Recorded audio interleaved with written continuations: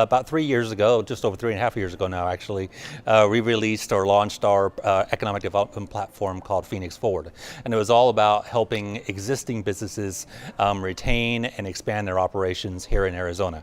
It's always great to have the Apples and the Googles and those type of businesses come into the state, but that was sort of left to other organizations like GBEC.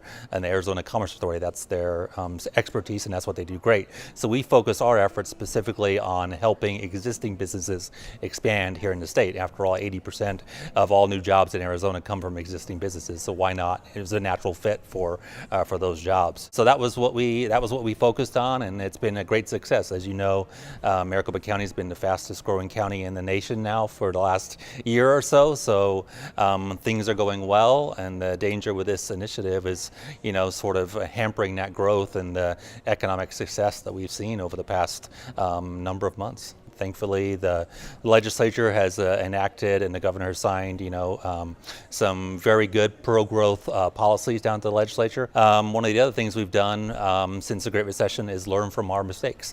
When you have all of your eggs in one basket, so to speak, economically, growth speaking, it's hard to, when you have a recession that affected the housing market the way it did, it's hard to, grow yourself out of that. So I think some diversification in the industries that Arizona has focused on.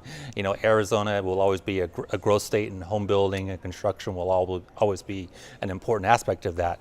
But now that we've sort of diversified out into the tech sector, into healthcare sector, it's really sort of diversified our economic composition here, so you're not so reliant on one structural entity or industry that promotes most of the growth in the state. Well, it's unfortunate that the proponents of this ballot measure, decided to do it the way they did, because as been talked about a lot by many others besides myself in the business community, that this initiative is going to have a real impact on the majority of businesses that pay their taxes through the pass-through system, which is a majority of small business here in Arizona.